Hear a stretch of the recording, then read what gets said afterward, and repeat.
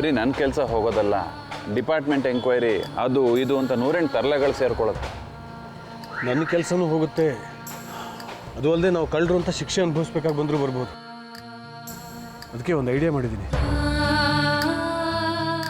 2 ದಿನ ಮಗು ಬಿಟ್ಟು ದೇವಕಿ ವಾಸು ಇಬ್ಬರು ಬೇರೆ ಊರಿಗೆ ಹೋಗ್ತಾ ಇದ್ದಾರೆ. ಆ ಟೈಮಲ್ಲಿ ಮಗು ತಗೊಂಡೋಗಿ ಯಶೋದ ಮನೆ ಕೊಟ್ಟು ಬಂದ್ರೆ ಹೇಗೆ? ವಾಸು ದೇವಕಿಗೆ ಏನು ಹೇಳ್ತೀರಾ? ಏನಾದರೂ ಒಂದು ಕಾರಣ ಹೇಳಿದ್ರೆ ಆಯಿತು. ನೀವು ಏನೇ ಕಾರಣ ಹೇಳಿದ್ರು ಅವ್ರು ಒಪ್ಪೋದಿಲ್ಲ. ನೀವೇ ಬೇಕು ಅಂತ ಮಾಡಿದಿರಿ ಅಂತ ಆಗುತ್ತೆ. ಆಮೇಲೆ ಏನಿಲ್ಲ, ಅಣ್ಣ ತಂಗಿರ ಸಂಬಂಧ ಮುಗಿದೋಯ್ತು ಅಷ್ಟೇ. ಒಂದು 4 ದಿವಸ ವೈಮನಸ್ಸು ಅಷ್ಟೇ, ಆಮೇಲೆಲ್ಲ ಸರಿ ಹೋಗುತ್ತೆ. ಆದರೆ ದೇವಕಿಗೆ ಮೋಸ ಮಾಡಬೇಕಲ್ಲ ಅಂತ ಬೇಜಾರಾಗ್ತಾ ಇದೆ.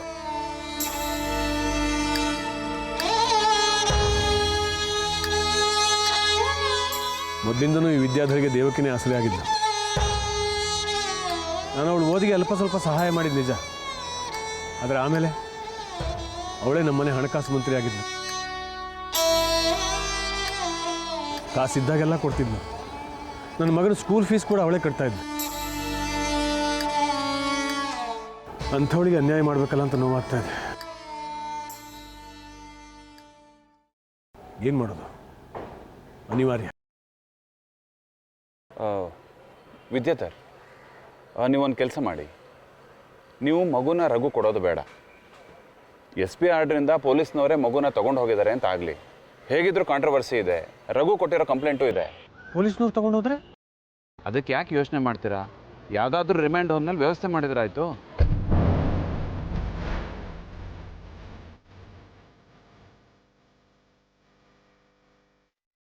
ಒಳ್ಳೆ ಕಡೆನೇ ವ್ಯವಸ್ಥೆ ಮಾಡಿಸೋಣ. ರಿಮೈಂಡ್ ಹೋಗು ಅಂದರೆ ಕರಡು ಕಿತ್ತು ಬರುತ್ತೆ ವಿನಾಶ್. ಎಲ್ಲ ಇದ್ದು ಇಬ್ಬಿಬ್ರು ತಾಯಂದ್ರಿದ್ದು ನಾವೆಲ್ಲ ಇದ್ದು ಮಗುನ ಅನಾಥ ಮಾಡ್ತಿದ್ದೀವಲ್ಲ.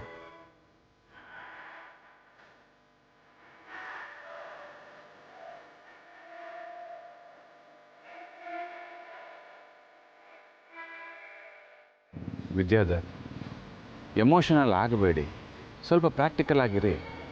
ದುಃಖ ಆಗೋದು ಸಹಜ. ಅಲ್ಲ, ಗಾಯ ವಾಸಿ ಆಗಬೇಕು ಅಂದರೆ ಔಷಧಿ ಹಚ್ಚಲೇಬೇಕು. ಉರಿಯುತ್ತೆ ಅಂತ ಬಿಟ್ಟರೆ ಹುಣ್ಣಾಗೋಗುತ್ತೆ. ನೋಡಿ, ಮಗು ನಿಮ್ಮ ಮನೆಯಿಂದ ದೂರ ಇರಬೇಕು ಅನ್ನೋ ನಿಮ್ಮ ನಿರ್ಧಾರ ಸರಿಯಾದ್ದೆ.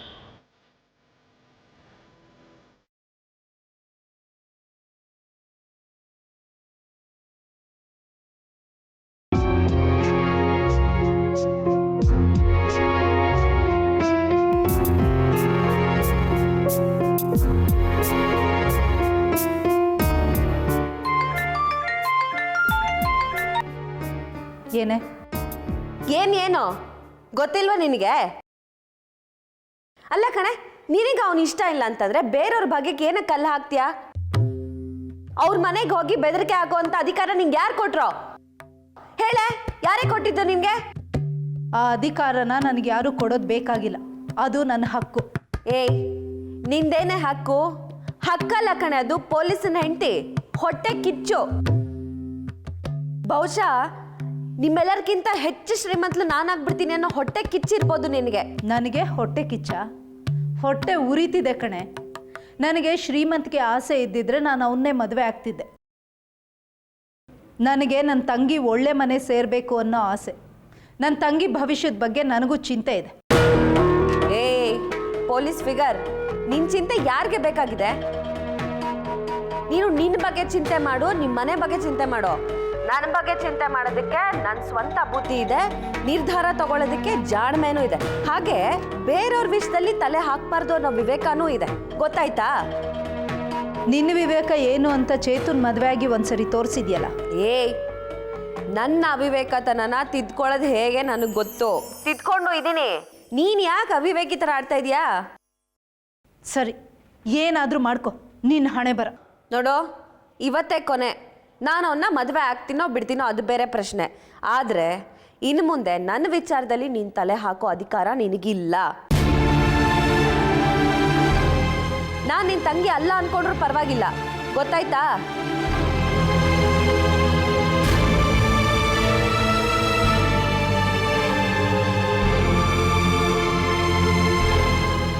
ಅಯ್ಯೋ ಸುಮತಿ, ಎಷ್ಟು ಚೆನ್ನಾಗಿ ಮಾತಾಡಿದ್ಯೆ.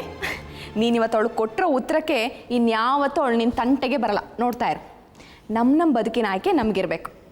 ಈ ವಿಷಯದಲ್ಲಿ ನಾನು ಯಾವತ್ತೂ ನಿನಗೆ ಸಪೋರ್ಟ್ ಕಣೆ.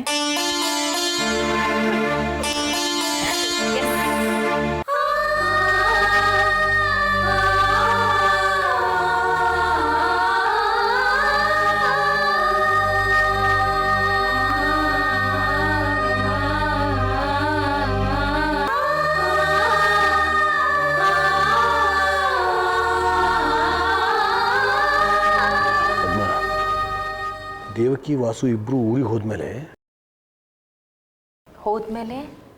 ಏನಂತ ಹೇಳಿ? ಎಲ್ಲ ರೂಮಲ್ಲಿದ್ದಾರೆ, ಯಾರಿಗೂ ಏನು ಕೇಳಿಸಲ್ಲ, ಅದೇನು ಹೇಳಿ? ಪೊಲೀಸರು ಈ ಮನೆಗೆ ಬರ್ತಾರೆ.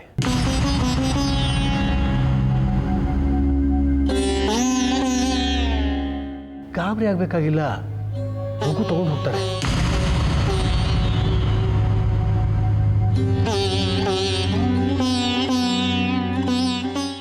ಛೀ, ಹೆದರ್ಕೋಬೇಡಿ ಅಪ್ಪಯ್ಯ. ತಗೊಂಡೋಗಿ ರಿಮಾಂಡ್ ಹೋಮಲ್ಲಿ ಸೇಫ್ ಆಗಿಡ್ತಾರೆ. ಮಗುಗೆ ಸರಿಯಾದ ವ್ಯವಸ್ಥೆ ಮಾಡ್ತೀನಿ ಅಂದಿದ್ದಾರೆ. ಅಲ್ವೋ ವಿದ್ಯಾ, ಒಂದು ಮಗುನ ಮಧ್ಯೆ ಇಟ್ಕೊಂಡು ಏನೆಲ್ಲ ಆಟ ಆಡ್ತಾ ಇದ್ದೀರಾ? ಛೇ, ನನಗಂತೂ ತುಂಬ ನೋವಾಗ್ತಾ ಇದೆ. ನಾನು ಏನು ಮಾಡಲಿ ಅಪ್ಪಯ್ಯ, ಅನಿವಾರ್ಯ ಪರಿಸ್ಥಿತಿ ಆಗಿದೆ. ನಾನೇನು ಇಷ್ಟಪಟ್ಟು ಕೊಡ್ತಿದ್ದೀನ? ಒಂದು ಸಲ ಮಗು ಪೊಲೀಸರ ಕೈ ಸೇರಿದ್ರೆ ಸಾಕು, ಆಮೇಲೆ ಏನು ಬೇಕಾದ್ರೂ ಆಗಲಿ, ಯಾರ ಕೈ ಬೇಕಾದ್ರೂ ಸೇರಿಕೊಳ್ಳಿ, ನಮ್ಮ ಜವಾಬ್ದಾರಿ ತಪ್ಪುತ್ತೆ. ಇದರಲ್ಲಿ ಜವಾಬ್ದಾರಿ ಏನು ಬಂತು? ಮಗುನ ಇಟ್ಕೊಳ್ಳೋದು ಕೂಡ ನಮ್ಮ ಜವಾಬ್ದಾರಿ. ಅದೇ ಅಪ್ಪಯ್ಯ, ಮಗು ದೆಸೆಯಿಂದ ನಾನು ಮಾತ್ರ ಅಲ್ಲ, ಅವಿನಾಶ್ ಕೂಡ ಕೆಲಸ ಕಳ್ಕೊಳ್ಳೋ ಸ್ಥಿತಿ ಬಂದರೂ ಬರ್ಬೋದು.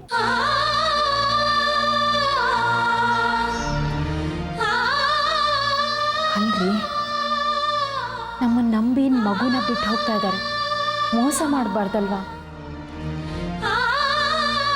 ಕಡೆ ಪಕ್ಷ ನಮ್ಮ ಆತ್ಮಸಾಕ್ಷಿಗೆ ನಂಬಿಕೆ ದ್ರೋಹ ಮಾಡಬಾರ್ದಲ್ವಾ ರೀ?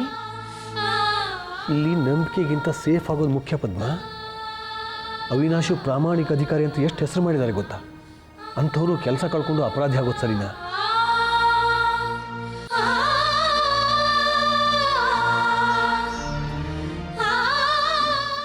ನಾನು ಬಚಾವಾಗಲ್ಲ, ಕೆಲಸ ಮಾತ್ರ ಅಲ್ಲ, ಮರ್ಯಾದೆ, ಬದುಕು ಎಲ್ಲ ಬೀದಿ ಪಾಲಾಗತ್ತೆ.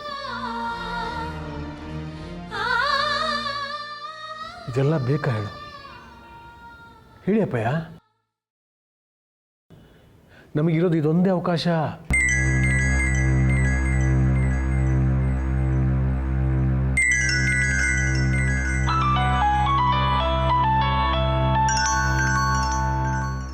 ಹೇಳಿ ಅವಿನಾಶ್. ವಿದ್ಯಾಧರ್, ಮಗುನ ಪಡೆಯೋಕೆ ನಮ್ಮ ಡಿಪಾರ್ಟ್ಮೆಂಟಲ್ಲಿ ಇನ್ನೊಂದು ತಂತ್ರ ನಡೀತಾ ಇದೆ. ಸೀತಮ್ಮನ ಕೇಸ್ನ ಸ್ಟ್ರಾಂಗ್ ಮಾಡೋ ಚಾನ್ಸಸ್ ಇದೆ. ಏನಾಗ್ಬೋದು? ಫಿಂಗರ್ ಪ್ರಿಂಟ್ಸ್ ನಿಮ್ಮದೇ ಇರೋದ್ರಿಂದ ನಿಮ್ಮ ಮೇಲೆ ಕೊಲೆ ಕೇಸ್ ಹಾಕ್ಬೋದು. ಯಾವುದಕ್ಕೂ ಒಬ್ಬ ಒಳ್ಳೆ ಲಾಯರ್ನ ಹಿಡೀರಿ, ತಡ ಮಾಡಬೇಡಿ. ಕೇಸ್ ನಿಲ್ಲದೇ ಇರ್ಬೋದು, ಆದರೆ ತೊಂದರೆ ಬೇಕಾದಷ್ಟು ಕೊಡ್ಬೋದಲ್ವಾ? ಓಕೆ, ನಾನು ಆಮೇಲೆ ನಿಮಗೆ ಫೋನ್ ಮಾಡಿ.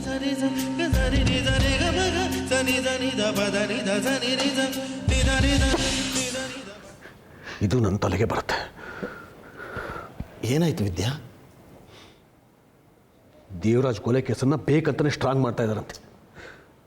ಅಪ್ಪಯ್ಯ, ನೀವು ಮಗು ವಿಚಾರ ಹೇಳ್ತಾ ಇದ್ರಲ್ಲ, ಇದು ಮಗುಗೋಸ್ಕರನೇ.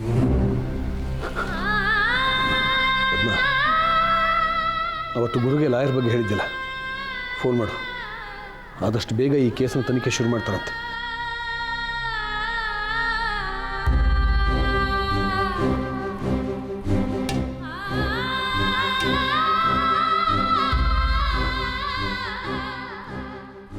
ಹೇಳು ಪದ್ಮ. ಹಲೋ ಗುರು, ಲಾಯರ್ ಮೂರ್ತಿ ಅವ್ರನ್ನ ನಾವು ಆದಷ್ಟು ಬೇಗ ನೋಡಬೇಕು ಗುರು. ನಾಳೆನೇ ಬನ್ನಿ, ಅಥವಾ ನಾನೇ ಅವರನ್ನು ನಿಮ್ಮ ಮನೆ ಕರ್ಕೊಂಬರ್ಬೇಕಾ? ಒಂದು ನಿಮಿಷ ರೀ, ಲಾಯರ್ ಮೂರ್ತಿ ಅವ್ರನ್ನ ನಾಳೆನೇ ಕರ್ಕೊಂಬರಲ್ಲ ಅಂತ ಕೇಳ್ತಿದ್ದಾನೆ. ವಾಸುದೇವಕ್ಕೆ ಯಾವಾಗ ಹೋಗ್ತಿದ್ದಾರೆ? ಅವ್ರು ಹೋದ್ಮೇಲೆ ಬಂದರೆ ಒಳ್ಳೆಯದು. ಲಾಯರ್ ಜೊತೆ ಚರ್ಚೆ ಮಾಡುವಾಗ ಅವ್ರು ಇಲ್ಲಿರೋದು ಒಳ್ಳೆಯದಲ್ಲ. ಗುರು, ನಾನು ನಾಳೆ ನಿಂಗೆ ಹೇಳಲಾ? ಓಕೆ, ನೀನು ಹೇಳಿದ ಕೂಡಲೇ ಬರ್ತಾರೆ. ಸರಿ.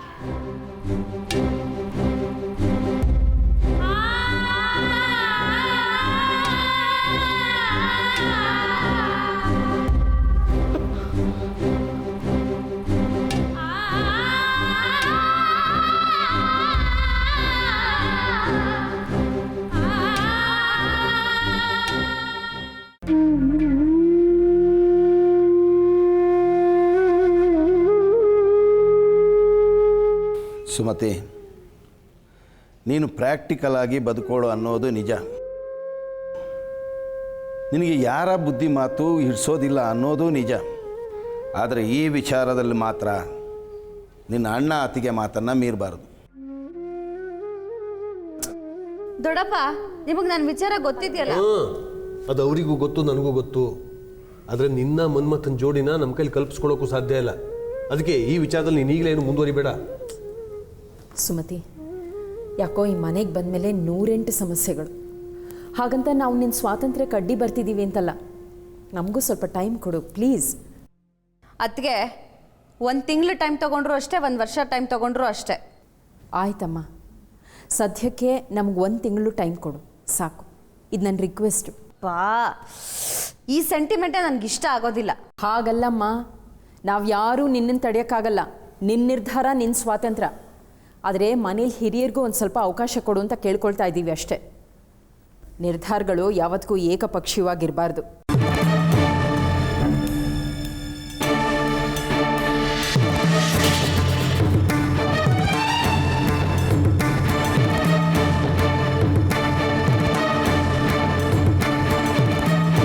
ಹಾಗೆ ಇವತ್ತೇ ಹೊರಟ್ಬಿಟ್ರಾ? ಹೌದದ್ಕೆ, ನಮ್ಮ ವಾಸುಗೆ ಇದ್ದಕ್ಕಿದ್ದ ಹಾಗೆ ಪ್ರಕೃತಿ ಮಧ್ಯೆ ಇರಬೇಕು ಅಂತ ಆಸೆ ಆಗ್ಬಿಟ್ಟಿದೆ. ವಾಸು, ಯಾವ ಊರಿಗೆ ಹೋಗ್ತಾ ಇದ್ದೀರಿ?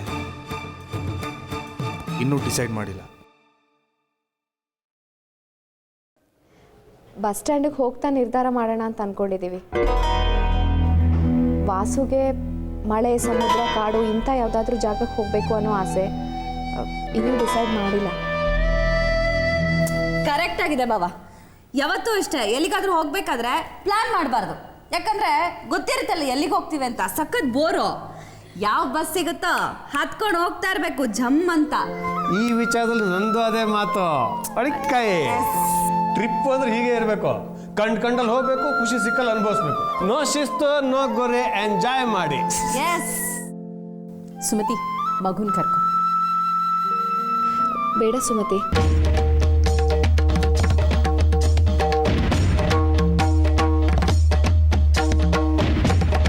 ಅದಕ್ಕೆ ಮಗುನ ಕರ್ಕೊಂಡೇ ಹೋಗ್ತೀವಿ. ಮಗು ಇಲ್ಲ ಅಂದರೆ ನಮಗೂ ಸರಿ ಹೋಗಲ್ಲ. ಅಲ್ಲಮ್ಮ, ಎಲ್ಲೆಲ್ಲ ಹೋಗ್ತಾ ಇದ್ದೀರಾ? ಆರಾಮಾಗಿ ಹೋಗಿ. ನಿಮ್ಮ ಟ್ರಿಪ್ ಹೇಗಿರಬೇಕು ಅಂದರೆ ಈಗ ತಾನೇ ಮದುವೆ ಆದ ಜೋಡಿ ಇದ್ದ ಹಾಗೆ. ಯಾವ ಕಟ್ಟುಪಾಡು ಇಲ್ಲ, ಸ್ವತಂತ್ರವಾಗಿರ್ಬೇಕಪ್ಪ. ಹೌದಕ್ಕ. ಇಲ್ಲ ವಿದ್ಯಾಧರ್, ದೇವಕಿಗೆ ಕೃಷ್ಣನ್ ಬಿಟ್ಟಿರೋಕ್ಕಾಗಲ್ಲ. ಕಾಡು ಮಳೆ ಅಂತೆಲ್ಲ ಹೇಳ್ತಾ ಇದ್ದೀರಿ. ಹೇಗೋ ಮ್ಯಾನೇಜ್ ಮಾಡ್ತೀವಿ ಅದಕ್ಕೆ. ಸರಿ,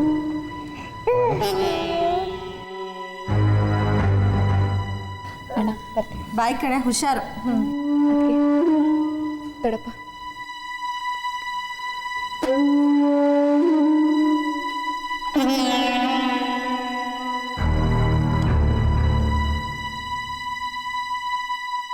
ಸುಮತಿ, ಮನ್ಮಥನ ಹತ್ರ ಮಗು ವಿಚಾರವಾಗಿ ಮಾತಾಡ್ತೀಯ ತಾನೆ? ಆಯ್ತಕ್ಕ, ಮಾತಾಡ್ತೀನಿ. ಇವತ್ತೇ ಮಾತಾಡೆ ಪ್ಲೀಸ್. ಇದು ಅಣ್ಣ ಕೊಟ್ಟಿದ್ದಲ್ಲ, ಅನಾಥ ಮಗು ಅಂತ ಹೇಳಿದ್ರೆ ಸಾಕು. ಕೃಷ್ಣ ನಮ್ಮ ಜೊತೆನೇ ಉಳಿತಾನೆ. Done, don't worry. ಮಜಾ ಮಾಡು. ಓಕೆ, ಹೋಗ್ಬಿಡ್ ಬಾ. ಥ್ಯಾಂಕ್ಸ್ ಕಣೆ. ಬಾಯ್ ಬಾಯ್. ತಾನೊಂದು ಬಗೆದರೆ ದೈವ ಇನ್ನೊಂದು ಬಗೆಯತ್ತಂತೆ.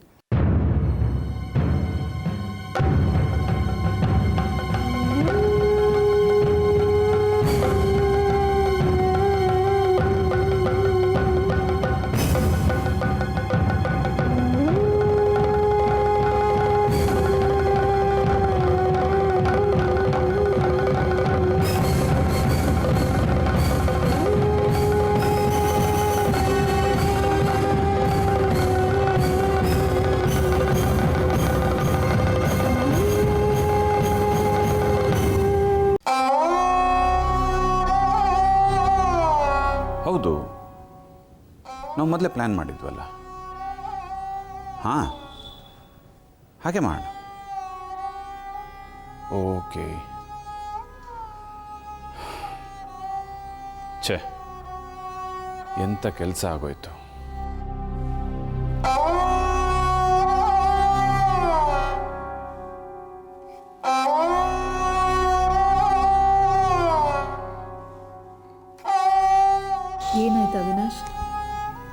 ಏನಿಲ್ಲ, ನಮ್ಮ ಡಿಪಾರ್ಟ್ಮೆಂಟ್ ವಿಷಯ.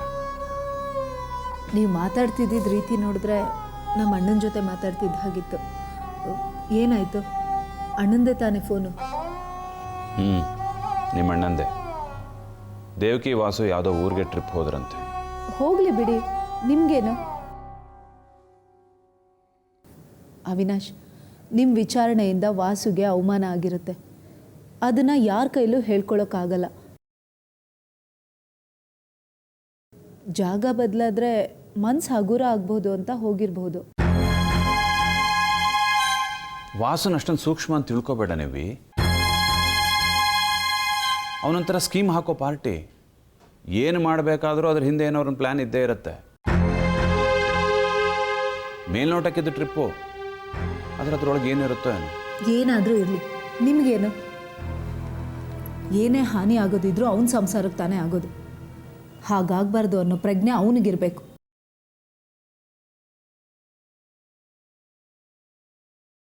ಏನೂ ಆಗಲ್ಲ ಅವಿನಾಶ್, ನೀವು ಟೆನ್ಷನ್ ತಗೋಬೇಡಿ. ನನ್ನ ಟೆನ್ಷನ್ ಅದಲ್ಲ ನೀವಿ. ಮೊದಲು ಅವರಿಬ್ಬರೇ ಹೋಗ್ತೀವಿ ಅಂತ ಹೇಳಿದರು. ಜೊತೆಲಿ ಈಗ ಮಗುನೂ ಕರ್ಕೊಂಡು ಹೋಗಿದ್ದಾರೆ. ಅವರಿಬ್ಬರು ಊರಿಗೆ ಹೋದಾಗ ಪೊಲೀಸ್ ಮೂಲಕ ಆ ಮಗುನ ವಶಪಡಿಸ್ಕೊಳ್ಬೇಕು ಅಂತ ನಾನು ನಿಮ್ಮಣ್ಣ ನಿರ್ಧಾರ ಮಾಡಿದ್ವಿ. ಸಿಕ್ಕಿದೊಂದು ಅವಕಾಶನೂ ತಪ್ಪೋಯ್ತಲ್ಲ ಅಂತ ವಿದ್ಯಾಧರ್ ಕೊರಗ್ತಾ ಇದ್ರು. ಹೀಗೆಲ್ಲ ಮಾಡೋದು ತಪ್ಪಲ್ವಾ ಅವಿನಾಶ್? ಹೌದು, ತಪ್ಪು. ಅದನ್ನು ನಾನೇನು ಮಾಡಲಿ ನೀವಿ? ಅವಮಾನ ಮಾಡಿಸ್ಕೊಳ್ಳ, ಕೆಲಸ ಕಳ್ಕೊಳ್ಳ, ಅಥವಾ ಪರಿಶುದ್ಧವಾದ ನನ್ನ ಸರ್ವಿಸ್ ಮೇಲೆ ಕಪ್ಪು ಮಸಿ ಚೆಲ್ಕೊಳ್ಳ? ಹಾಗಲ್ಲ ಅವಿನಾಶ್, ಏನೇ ಮಾಡೋದಿದ್ರು ನೇರವಾಗಿ ಮಾಡಿದ್ರೆ ಸರಿ ಅಲ್ವಾ? ನೀವೇ ಹೇಳ್ತಿದ್ರಿ. ಹೌದು ನೀವಿ, ಅವರು ನೇರವಾಗಿ ನಡ್ಕೊಂಡಿದ್ರೆ ನಾನು ಹಾಗೆ ನಡ್ಕೋಬೇಕಾಗಿತ್ತು. ದತ್ತು ಮಗು ಅಂತ ನನ್ನ ಹತ್ರ ಸೈನ್ ತಗೋಬೇಕಾದ್ರೆ ಆ ಮಗು ದೇವಕಿದು ಅಂತ ನನ್ನ ಹತ್ರನೇ ಹೇಳಿಲ್ಲ. ನೆನಪು ಮಾಡ್ಕೊ, ಅದು ಮೋಸ ಅಲ್ವಾ?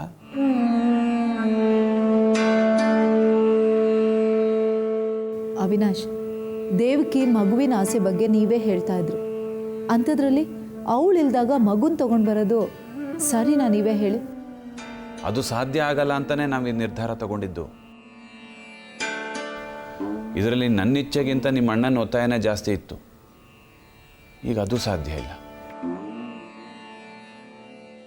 ದೇವಕಿಗೆ ಅನುಮಾನ ಬಂದಿದೆ. ಅವಳ ಮಗುನ ಯಾವತ್ತೂ ಬಿಟ್ಕೊಡೋದಿಲ್ಲ.